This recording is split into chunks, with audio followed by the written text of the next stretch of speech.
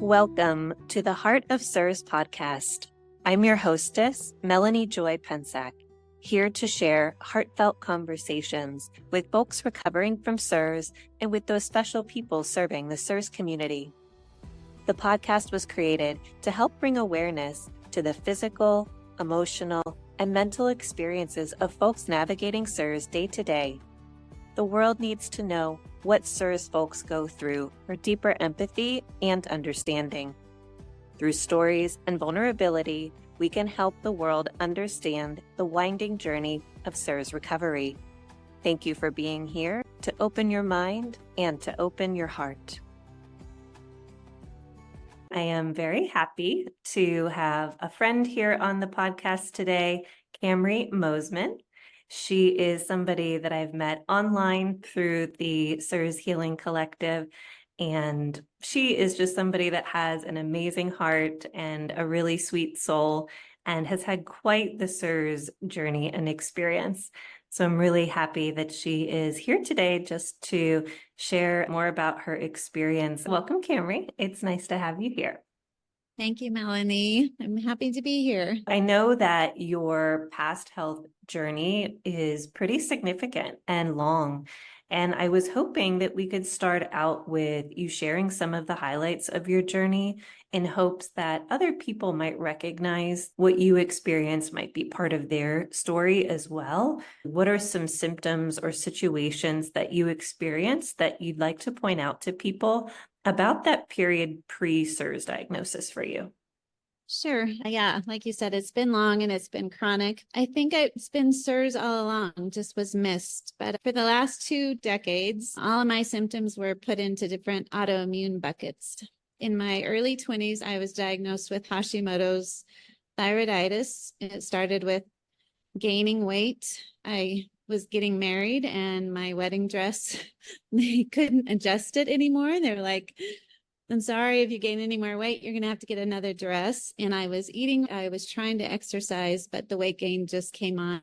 I had no energy. And a weird symptom was it hurt to be touched. So my skin was just sensitive. If I sat down too quickly, it really hurt, or clothing on my back.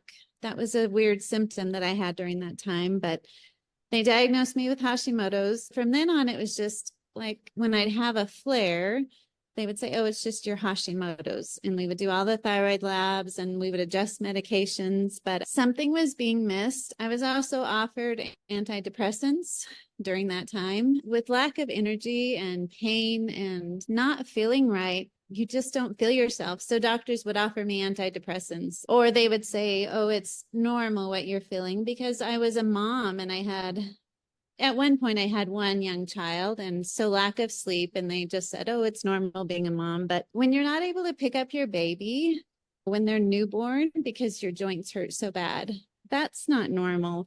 Or when you're counting down from the time you wake up until their nap time and nap time to bedtime because you're so exhausted, that's not normal either. Feeling overwhelmed with life and not sure how you'll make it to the next day, and that's not normal when it's ongoing. When you have to choose between taking a shower or maybe cooking a meal that day or just being present for your children, those things aren't normal. I did have 3 consecutive miscarriages. They did find out I had a blood clotting disorder, which come to find out is very common in CIRS patients. It's part of the blood work that they run, antiphospholipid or anticardiolipin antibodies. And that was the reason for my 3 consecutive miscarriages, they found out.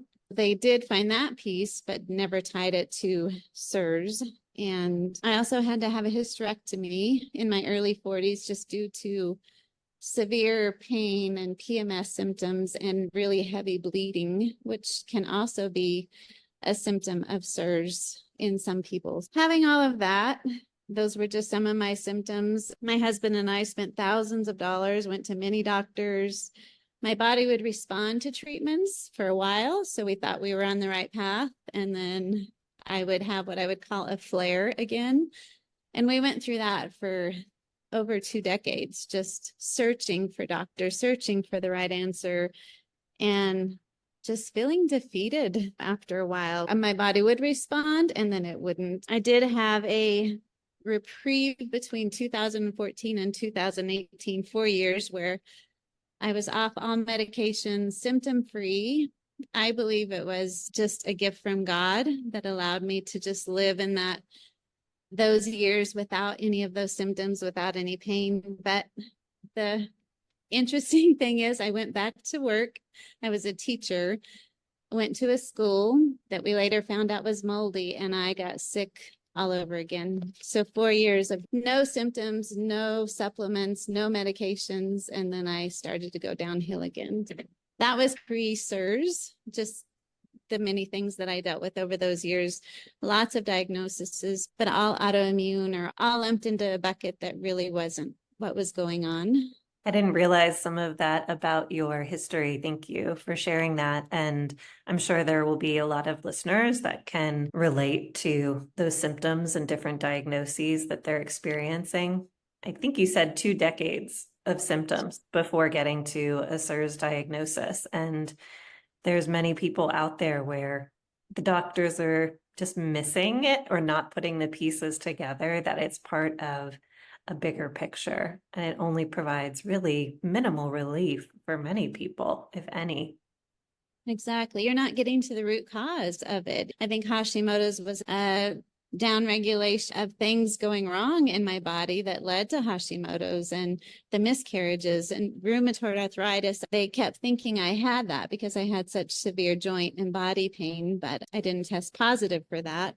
It's not well known. And I think so many people are being missed. They're being just looked over once you know CIRS, you tend to see it in a lot more people than really realize that they may be dealing with that. When did the tide turn? You started to put the pieces together to get a CIRS diagnosis. What was that part like for you? My body, I got a lot worse. So I got COVID in November of 2021. It really affected me neurologically, not respiratory wise. I was diagnosed with POTS not long after my COVID diagnosis. I was dealing with POTS and COVID. I couldn't stand for longer than 5 minutes without heart stuff going on. People who have POTS, which there's quite a few people who have CIRS who also have POTS. So I was dealing with both of those, the combo of those. And then in April of 22, so just a few months after having COVID, our church remediated mold. They had visible mold in the windowsills, which I didn't know about, but they just hired a local handyman from down the road, and he came and tore out all the drywall. Knowing what I know now, released all those spores, all the mycotoxins into the church building, and I became suicidal. Like all my symptoms got so much worse, but I was already dealing with the COVID and the POTS. And but what changed for me were all the neuropsych symptoms. So I had my memorial service planned.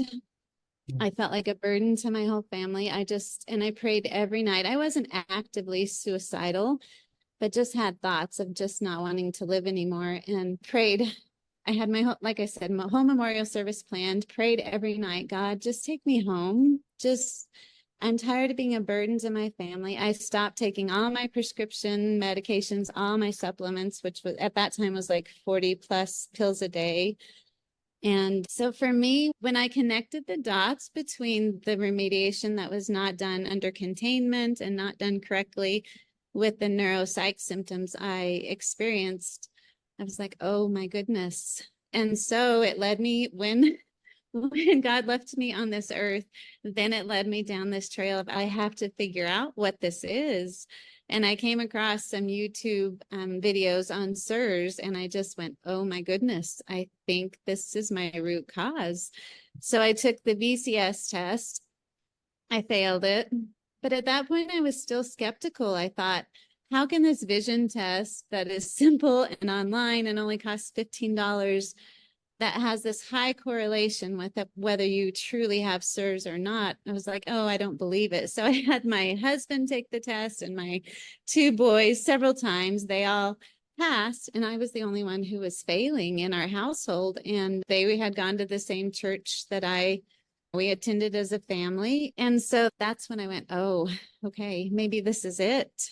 maybe CIRS. After that easy test to take online, I realized, okay, maybe this is what I am dealing with.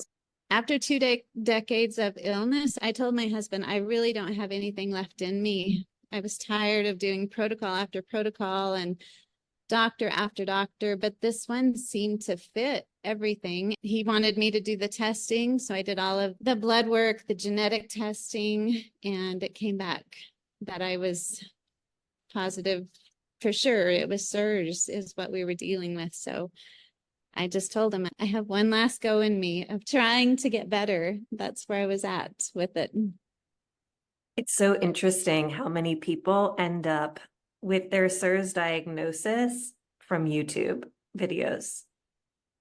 And thank God we have that's out there and the work you're doing. Without that, I don't know if no doctor that I ever saw ever mentioned CIRS or even mold or anything that I'm dealing with now was never brought up. Thank God for the series of educational videos on CIRS, and they're so good. Dr. Andy Heyman has videos online that it's actually him teaching doctors, but he has a real gift for breaking down the illness in a digestible way while still honoring the biology and the science behind it. And those were the same videos for me too. I saw those and immediately felt this is what I have. There was no doubt. It fit all of the boxes, like you said. And thank goodness for divine intervention that led us to YouTube. At some point, when seeking the answers for illness, you know deep down that something is not right. And you reach out to something bigger than yourself for support and guidance and hope that something will come in. It's interesting the winding path we all take to get to that point. But there is a pattern of a deep knowing. When people hear the illness unfolds, they can definitely recognize it in themselves. I agree. And you either bury your head in the sand because it feels very overwhelming. I've had so many friends that I've had take the visual contrast test and they fail, but yet they don't want to go anywhere past that because it's overwhelming. Or you just take the next step and you realize that you have been led there for a reason. And then you just step by step, you go through it. Yeah. Yeah. It breaks my heart that people turn away from the VCS or the symptom clusters, because I've also seen that happen too. And I get it. It is majorly overwhelming. People like us, we don't really have a choice to walk away from it. It's almost like you said, this is the last go, or I have one more try in me, or what do I have to lose? I think it's important to point out that Camrey had a couple decades of illness. I had a very serious presentation. CIRS is running around and you can still be very functional. You may be at the early stages of the illness and just not experiencing a lot of the trickle-down effects yet. It doesn't mean that you won't in a couple years and 5 years and beyond. And so if you're failing a VCS test, it is so worthwhile to check into, because you could be preventing years of illness and a lot of money. Oh, I couldn't agree more. Yeah, for $15. And I know it's not accurate for everybody if you're an artist or have that use your eyes in an acute way. But for the majority of us, it's a very cheap tool to use and can save. I can't imagine if we'd have found this earlier, my husband and I, thousands and thousands of dollars we would have saved, and just the heartbreak of living with 2 decades of illness too. Your story really points to the fact of the genetics, that you can be the one person in your house that is sick. Your family can be fine because they don't have the genetic susceptibility. Exactly. Yeah. Yeah. When all my family passed the VCS, I knew then, okay, there's something that is different. Yeah. And we've tested my family's genetics. They do have one of the genes, but I think mine was turned on early. I lived in a home that had a moldy basement and we didn't know anything about mold, really. We knew it was smelled bad and yeah, it wasn't good for you, but I can look back now and see how my trajectory has gone and why all the years of chronic illness. How has it been for you being on the Shoemaker protocol? I have loved it because it's so researched and scientifically backed. And I had such confidence going into it. I love the simplicity of it. Really, it's not easy, but it is fairly simple. The steps you take, it's and other things I've done. It feels like they threw everything at me all at once, to taking so many pills and doing so many different things. But the simplicity of it and the scientifically backed part of it just made me like take a deep breath. I had a mantra at the beginning: trust God, trust the process, which was the Shoemaker protocol, and be kind to myself. Those are my three things that every day, because there were parts during the Shoemaker protocol, months really, where I didn't see a shift. Yeah. I was doing what they were telling me to do, and my body didn't seem to be responding. And if anything, I honestly got more sick at the beginning, getting on binders, and just when all of that started to be purged out of my body, all the toxins. And so just day by day, trusting the process, trusting step by step. And it took longer than what I had hoped for. But yeah, I just loved how simple it was. And step one is always the hardest, getting into a clean environment. Fortunately for us, our house really wasn't our issue. Our crawl space was. So my husband had to seal off our crawl space completely from our living space, but our living space tested well. We still found mold in almost every room when we pulled up carpets. But I know for step one, for so many people, is so daunting. After that, you're working through Marcons and just all the different steps that apply to you. And I just enjoyed the simplicity of it, honestly. And so I wasn't relieved when I found I had CIRS. I wasn't even excited. I just was like, okay.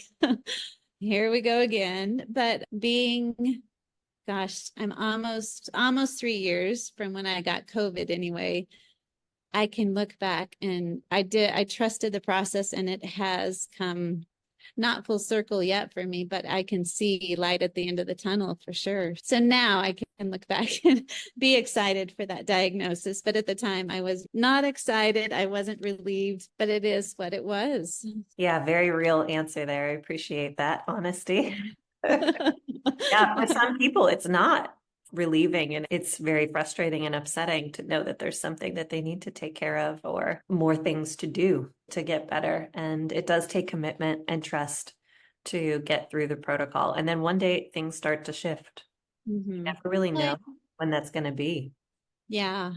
And you're no longer dealing with just your body. You're dealing with environments. Now, that's what made it so difficult for me. I was used to doing stuff to take care of my body, whether that be diet or exercise or whatever it is, whatever supplements. But now it's every building I went into, every space that I would ever live was now a factor. I think that was why it wasn't relieving. It felt overwhelming at the beginning. But And as you've gone through the Shoemaker protocol, you started to notice that there still were some underlying issues that maybe weren't going away. You tried some other therapies and discovered some additional information about your health journey. Can you start us into that conversation?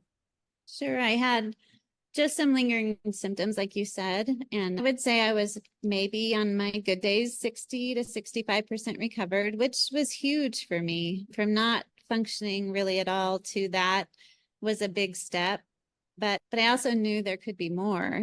And so the different symptoms I had, I started to see a functional medicine doctor who I had seen prior to this. She had started me on some IV ozone therapies, some treatments using that. And the first 2 treatments, I felt amazing. I honestly hadn't been able to drive in a year and a half. I didn't feel comfortable driving more than 3 miles.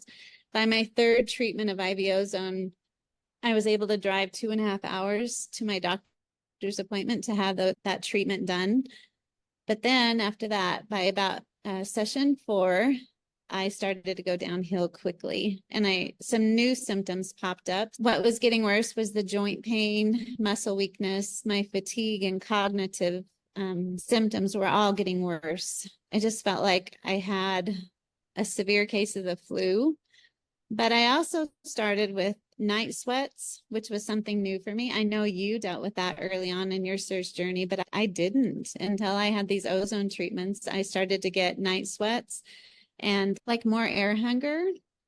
I just I didn't feel like I could catch a breath at all. What was neat, how you were talking about divine leading. You and I had connected through the platform we were on, but you were doing the hyperbaric oxygen chamber and I was doing the IV ozone. And it was like our journeys were paralleling each other. You, Melanie, were ahead of me in it. So I don't remember if I made a post or something, but anyway, we connected and you shared your journey with new symptoms after the hyperbaric oxygen chamber and mine with IV ozone. And so anyway, that led to being tested through Digenix test for tick-borne illness. And it was something other doctors had suspected, but I had never been tested because they always told me, oh, we're not in an endemic area.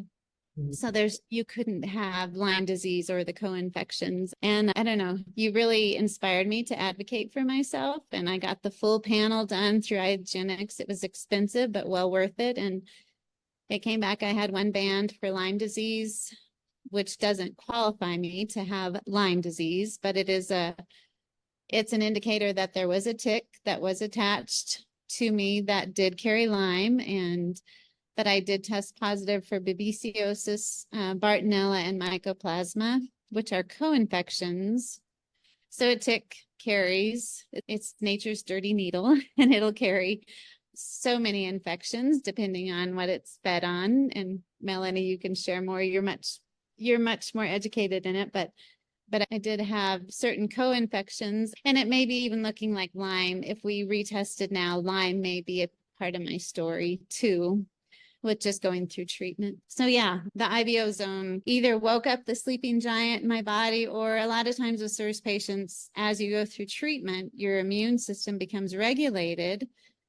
And what wouldn't have shown up before, now that your immune system is regulated more, these tick-borne infections start to show up. And so it's really pretty common, from what I understand, when you're not progressing through the Shoemaker protocol, typically, then this is a piece that may need to be looked into for people. I noticed at about, I was maybe 75% better, and was hitting a wall with my physical abilities. I wanted to walk more. I wanted to move my body more. But every time I did, I would get really sick. And I had these cyclical neurological symptoms that would show up, I don't know, every 5 weeks, every 6 weeks, so intense that I couldn't even walk for several days. I would be in bed, the weakness in my legs and the pain in my feet, and everything would just show up again, even though I felt like I was on a trajectory of improvement. And I had night sweats throughout my entire recovery. And I look back now, and it's interesting because I think this was always there, but it was just masked because, like you pointed to, my body was dealing with the other inflammatory pieces. I was reacting to, or actinobacteria in my body. I was reacting to endotoxins in a water damaged building, and my body was not identifying and noticing whatever sort of infections I was carrying. And for me, it's a little fuzzy. Was it a bite around the same time that everything happened for me at the initial part of my CIRS diagnosis? Or was it past infections that now were, like you said, you wake up the sleeping giant that's dormant in your body and your tissues? I don't really know, but as you go through the protocol and symptoms start to fall away, when there are things that continue to show up, you can't help but wonder, why is this still here? Because there are people that go through the protocol in that more 12 to 18 month time period once they get into their clean housing, and they don't hit that wall and they're just cruising back into their life. And you can't help but notice, like, something's different here. After I had been on VIP for a really long time, like, why am I still having all these sensitivities to food? Why can't I eat things? It was really unusual. And yes, the hyperbaric oxygen caused Herxheimer reactions in me. Lyme and tick-borne co-infections cannot exist in a high oxygen environment. And so all of that die-off flooded my system. And like you, I felt decent after, not as good as you, but I felt decent after the first couple hyperbaric sessions. And then session 3 and beyond, I went through 8 sessions. I kept feeling sicker and sicker. And the folks at the HBOT place said, if you're not feeling better at this point, like usually there's some movement and die off the first couple days. But if you're not feeling better at this point, you need to really look into the tick piece. And that's when we did the testing. And it showed up positive at that point because we had provoked the body in some way. And so some people might not get positive results on their testing because of the timing of when you actually test. So that's a big part of it. So even though the ozone led to that sort of symptomology, I would suspect that it helped you to actually get a positive test. No, I agree. Yeah, that's what Dr. Ditulio has said. It woke up the sleeping giant, literally. It evoked it. Yes. And not knowing that at the time, it just was disheartening. Why am I getting so much worse with this treatment that is supposed to be like the HBOT is supposed to be so good?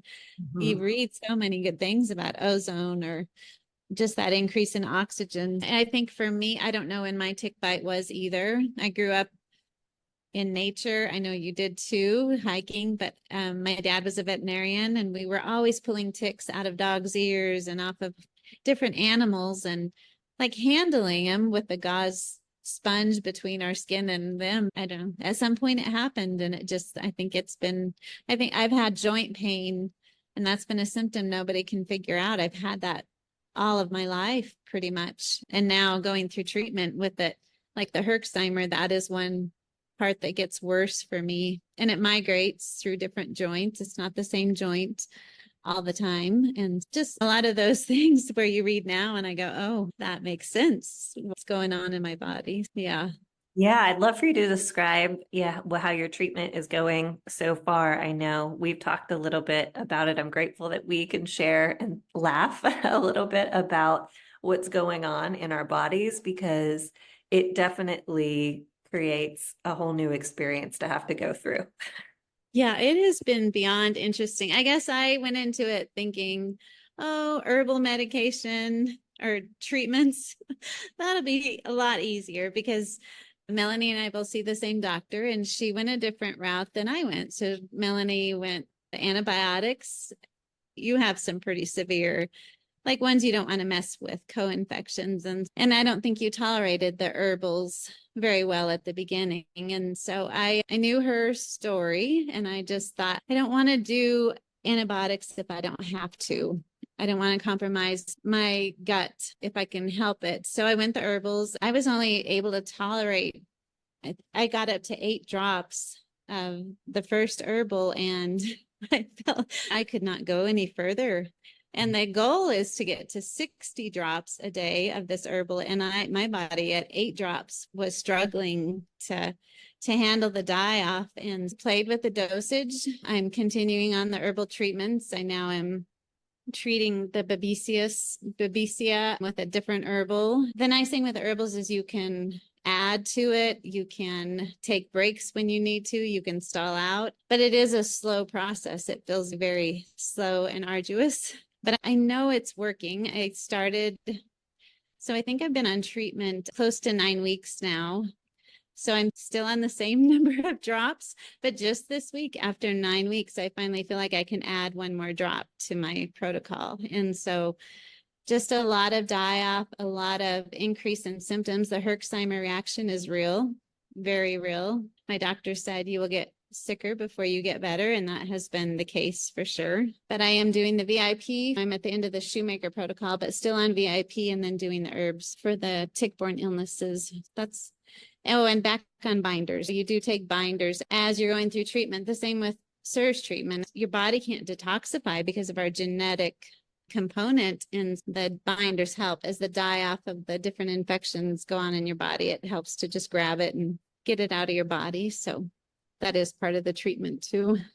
It's amazing and humbling how 1 drop of an herb can cause such chaos. I love nature and I love plants, but actually going through it and living the experience has given me such an appreciation for the power of what we have growing on our planet. Because you'll get these tinctures and you put a drop in maybe even a little bit of water and let it sit and then drink it. And you think, okay, that's not so bad. How is that actually going to do anything? And then 4 hours later, I would be in bed sometimes. Yeah. Like a deep flu, legs would get really weak, like you described, joint pain and a lot of brain fog for me. Yes. And sometimes I would wake up and feel like I couldn't feel a part of my body. My foot would go numb. And I'm so glad that I know what it is, because it could be really scary if you don't know or to expect that these things are going to happen, because you think you're backsliding, but actually it is part of the process. And I just saw Dr. Peck on Monday, and she was like, Melanie, what you were describing is completely par for the course. I'm sorry that you're having days like that, but it is part of the process and it will eventually shift. I'm glad that you're starting to feel like you can add a little bit more in and sticking with it. Yeah. So much power in one drop. Just the whole thing has just taught me to slow down and I want to push through. And you can't really with the CIRS treatment, but even more to an extent with the tick-borne illness or treatment, I feel just one drop at a time, one day at a time, one moment at a time. It's taught me to really slow down and live more in the present moment than pushing through like I want to. Yeah, but starting to see a little bit of sunshine. The clouds are parting, so yes. Hooray for that. I know you described some neuropsychiatric symptoms and how that's flared up at different times for you. Like, how have you handled that? What has been supportive for you? I think people who are listening will really relate to that and want to know, what could they do during those times?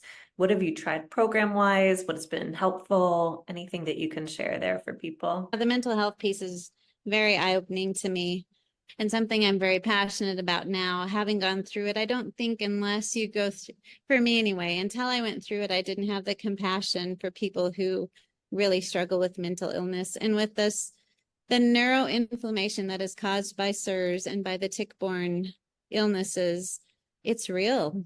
And it causes such a difference in your mental health that when I first got diagnosed, I shared the suicidal ideations, that not the severe suicidal ideations, but really severe depression lasted for 14 months. Like I didn't have a break from the very, very deep depression, and the suicidal ideations would pop up anytime I was in mold exposure. I would have insomnia and the suicidal ideations, and I knew that, oh, I'd been exposed to something, and to the point where I wanted to be taken to the hospital, and I asked my husband, just have them knock me out, because the mental health piece, the neuropsych stuff was really hard. When it lifted, I could tell night and day difference. And it was just, I think the inflammation piece coming down. But when I started back on the tick-borne illness treatment, it popped back up. And I realized, wow, I cannot do this alone this time. And when I first was diagnosed with CIRS, I tried DNRS, which is a program that is out there. It's brain retraining. For me at that time, it was way too overwhelming. I was already overwhelmed with my diagnosis and it didn't stick.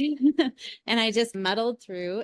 But this time with it popping up with the tick-borne illness treatment, I am seeing a psychiatrist who is helping with amino acid therapy. So I said, I'm okay with drugs, but if we can do something more natural, I'm all about it. So I do take different amino acids to help with the neurotransmitters. I had learned about the ketogenic diet. So something high in fat that will get you in high ketosis is really helpful for mental health. Schizophrenia, bipolar, it's amazing the research on it. But Dr. Georgia Eady and Chris Palmer, both of them, if you look them up, they are both proponents of this diet. So this psychiatrist that I'm seeing is trained in that. And so she's working with me on getting me in high ketosis just to help with that. The neuroinflammation, working with a therapist has been huge.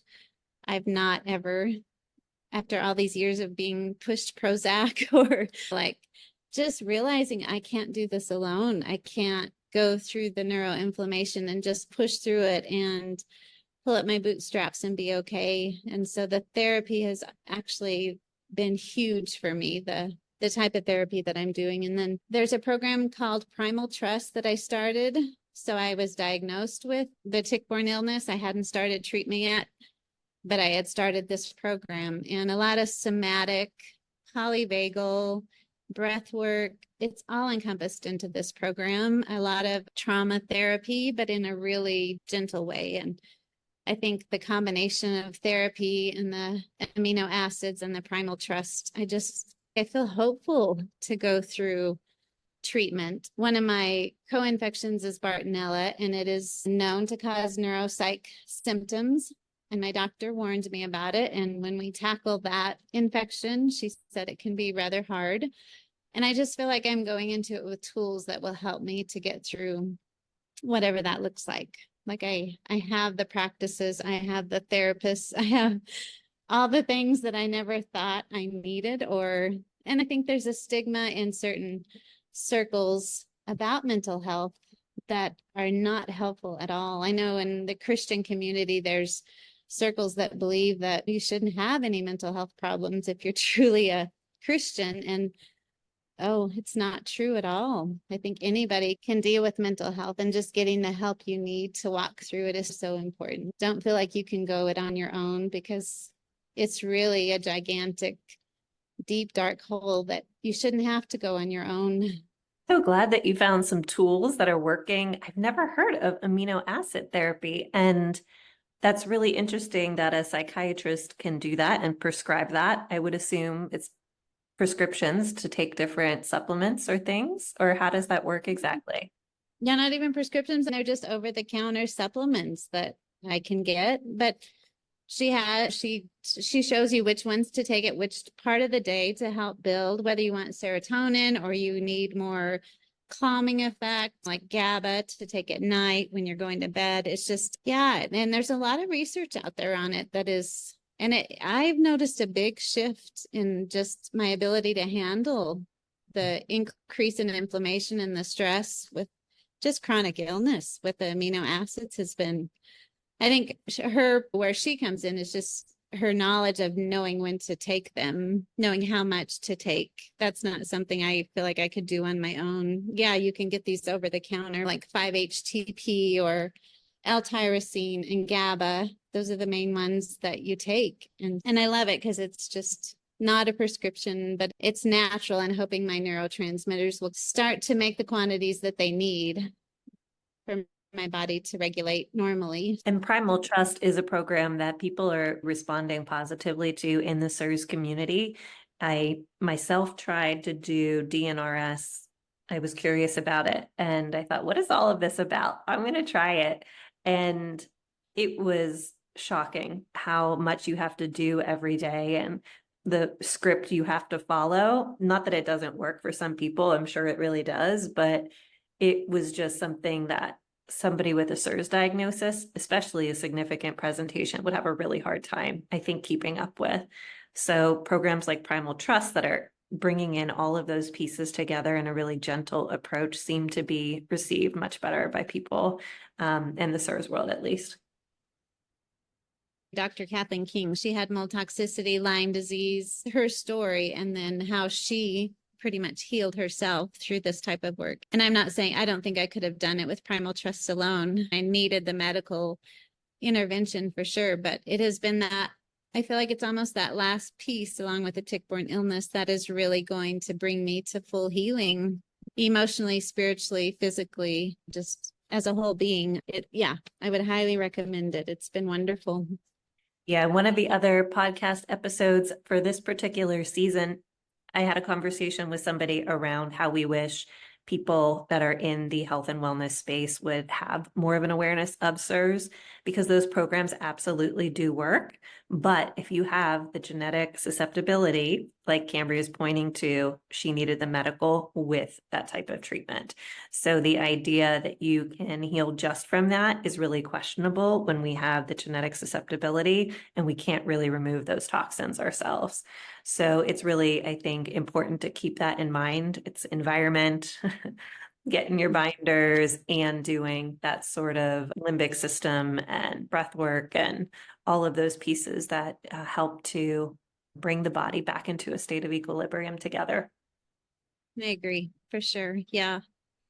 What do you hope that your husband and your children see from this experience and take from this experience? You're a mother and a wife, and you're living with 3 men who don't have CIRS. What has that experience been like? What can you share about that? Yeah, it's challenging. I think anybody who's the only sick person in their family knows that, the burden you feel. But I have seen that whatever this diagnosis and this path has been allowed to teach me, I feel like it's been allowed for my family too. My oldest son is 18, my youngest is 14, and just the compassion that I see in them, that I don't know if we were just this normal American family that they would have had and not had to go through this with their mom, would they have the compassion that they have? Would they have the perseverance? I think they've had to see us as a family work through so much with me not being able to go and participate in normal events. I've missed so much in the last 2 years of their life that it was hard, but I think they've seen me persevere, and I hope that that has instilled in them just to, we're all going to face suffering. We're all going to go through times in this world that is hard. And I just hope it's taught them to persevere and just to trust God through the process. That, yeah, everything we go through, I think, teaches us something. And so I hope it's taught them compassion and perseverance above all. That's beautiful. How important it is for men to develop that and to see that it's important to support women through whatever they're going through. What a beautiful lesson for them to take with them through their lives, really. For my sons to see my husband, he has, after all these years, the day we got married, even before that was when the Hashimoto's diagnosis, but he's lived with me, not knowing me healthy our whole marriage. And it's been hard for him to really get on board and tell CIRS. It's amazing because now he is my biggest ally. He is my biggest advocate. He is my rock. And for my boys to see that in my husband, that's going to speak volumes to them too. He's never questioned, never given up on me. I think our house has been through so many transformations and he's done it all. We've not hired anything out. And he and my boys have done everything to our house to make it a safe place for me to heal. So yeah, a lot of lessons learned for sure. Yeah. Amazing model for them. That's beautiful.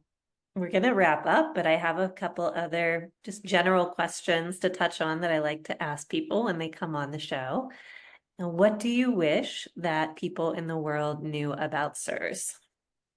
That it's real, that we're not hypochondriacs. I'm not diminishing cancer at all. Cancer is so hard and life-threatening. But I've had a friend of mine that had a cancer diagnosis when I had mine, similar times, and the outpouring that I saw of food and support and love that she received versus what our family received was night and day. Because I think nobody really knows about it. And you tell them, you try to explain it in simple terms, mold is causing this in my body. And they look at you like you have a third eye and that you should just be able to push through. Because like we talked about how certain people or a family can live in the same house and only one be affected. That raises eyebrows for people who don't truly want to understand all that's going on within the person that is affected by it. Just that people would know it's real. So there would be support. And I love what you've started. I saw it on the platform this morning, but the CIRS ally, we need allies. We need people to come to say, what can I do for you? Or just to know that what we're going through is real. We're not putting on a show for sympathy or anything. If 25% of the population has these genetics, that could be 1 in 4 people that is dealing with this. That is a lot of people out there in the world that could be swept under the rug or treated in a way that is not helping them to heal. So it breaks my heart that the people who are the sickest have to be the ones that explain what's going on. Like, it adds so much more burden to have to tell people what to do and have to explain your illness and try to get people to believe you when you are making incredibly difficult decisions while your body is very sick. And so I did create that CIRS Ally video as a tool that I hope that people will use when they get CIRS or when they don't feel like having that conversation with somebody, to be like, just please watch this very simple video. I was basically distilling the work of a genius into a cartoon Yes. that could be understood by a first grader.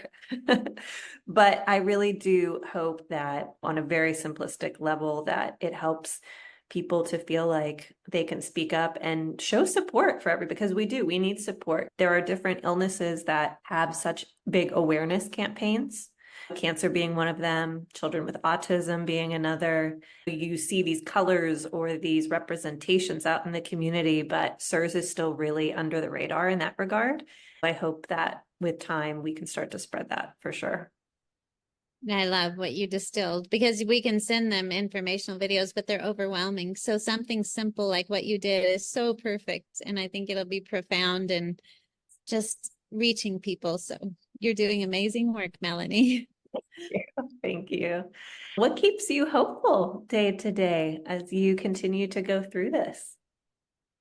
I think just starting to see shifts in my body, but even in the midst of the darkest of the dark was just, for me personally, it was my faith and my trust in God. I truly don't think I could have made it through without that relationship that I have with him. And so that has carried me, made me hopeful. And now just seeing brighter days and more functioning in my capacity and resiliency and just overall body that makes a person hopeful too. There were times I had no hope, but I can say that I truly am hopeful, and I want to share with others and help them on their journey, because I know how hopeless it can be at times, and you just need somebody reminding you that things can get better, or just sitting with you in the darkness if that's what it takes, but just being there with you. So what would you want to see happen within the CIRS community? What would you love to see develop?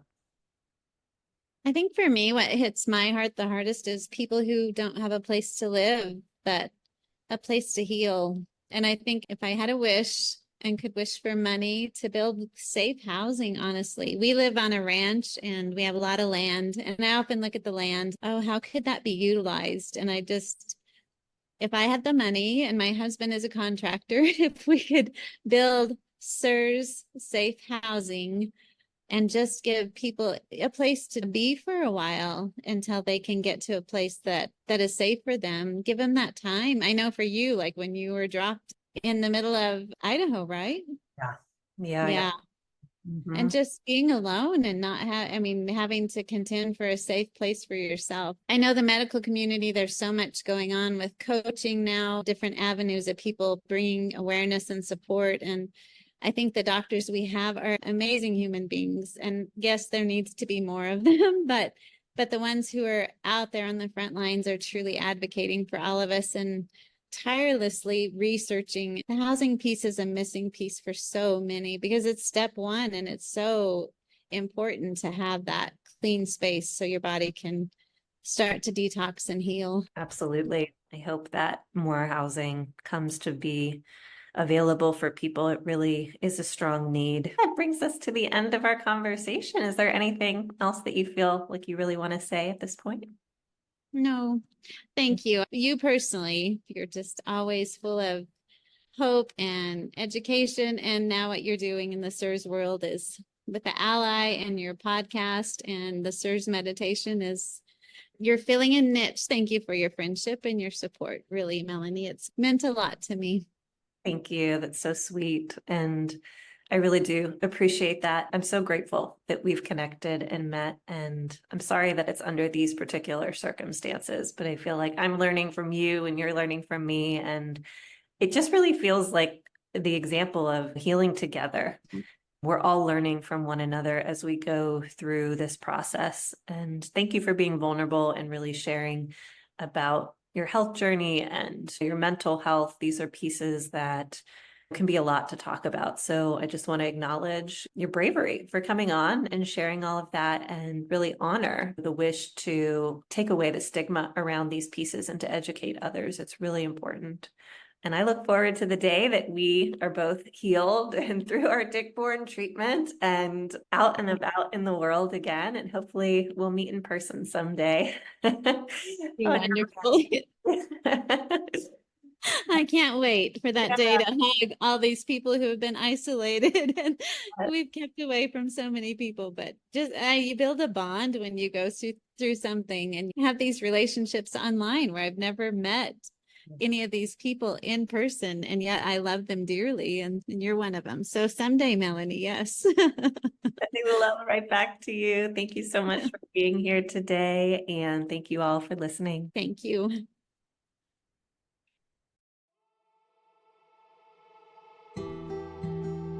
Thank you for listening and for your kind attention. To keep in touch, follow the Heart of CIRS podcast on Instagram. You can visit melaniepensack.com/the Heart of CIRS to donate. Your generosity helps to keep this podcast growing. May the awareness of CIRS spread far and wide, helping to change millions of lives for the better.